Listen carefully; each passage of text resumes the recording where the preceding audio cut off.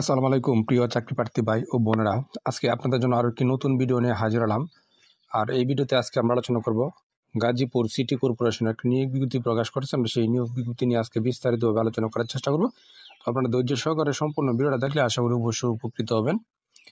বিজ্ঞপ্তি প্রকাশ করেছে 17 এপ্রিল 2025 এবং বিজ্ঞপ্তি তারা কী বলছে দেখেন। গাজীপুর সিটি কর্পোরেশন নিম্নবর্ণিত শর্তে সম্পূর্ণ অস্থায়ীভাবে নো ওয়ার্ক নো পে দৈনিক মজুরি ভিত্তিতে শ্রমিক নিয়োগের জন্য যোগ্যতা সম্পন্ন প্রকৃত বাংলাদেশি নাগরিকদের নিকট হতে প্রশাসক গাজীপুর সিটি কর্পোরেশন বরাবর লিখিত আবেদনপত্র তারা আহ্বান করতেছে।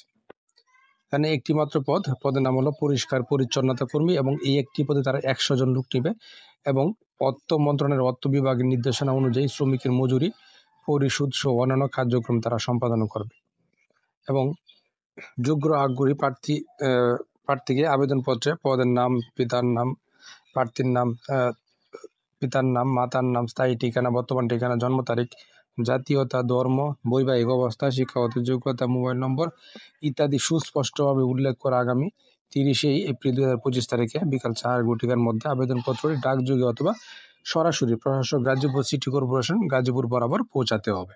দৈনিক ভিত্তিতে নিয়োজিতকরণের ক্ষেত্রে সাময়িক শ্রমিকের যে যোগ্যতা সেটা হলো জন্মসূত্রে বাংলাদেশের নাগরিক হতে হবে এবং শ্রমিকের বয়সসীমা 18 থেকে 58 বছরের ভিতরে হতে হবে এবং শারীরিক ও মানসিকভাবে আপনাকে সক্ষম হতে হবে।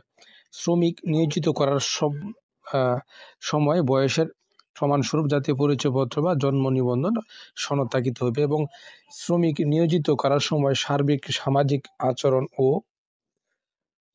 চরিত্র বিষয়ে স্থানীয় গণমান্য ব্যক্তি বা সিটি কর্পোরেশন বা পৌরসভা বা এর কাউন্সিল বা ইউনিয়ন পরিষদ কর্তৃক আপনার প্রত্যয়নপত্র থাকিতে হবে এবং হরিজন সম্প্রদায়ের প্রার্থীদেরকে এখানে অগ্রাধিকার প্রদান করা হবে এবং 5ম শ্রেণী পাশ হলে হবে এবং শর্তাবলী প্রার্থীর বয়স 30 এপ্রিল 2025 তারিখে 18 থেকে 58 বছরের ভিতরে হতে হবে এবং প্রার্থীকে দরখাস্তের সাথে নিম্নলিখিত কাগজপত্র দিয়ে আপনাকে দাখিল করতে হবে।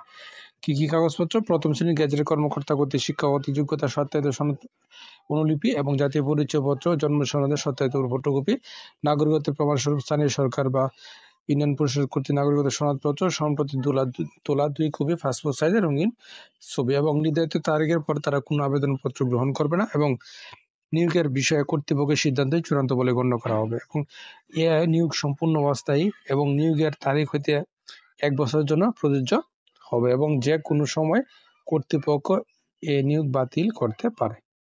তো আশা করি বিষয়টা বুঝতে পারছেন। আপনারা প্রথমে নিয়োগ করার সময় খোঁজ খবর নেবেন, সত্য মিথ্যা যাচাই করে তারপরে বুঝে শুনে আবেদন করবেন। আর প্রতিদিন আপডেট চাকরি খবর অবশ্যই আমার চ্যানেল আর ফেসবুক পেজের সঙ্গে থাকবেন। ধন্যবাদ সবাইকে এতক্ষণ সাথে থাকার জন্য।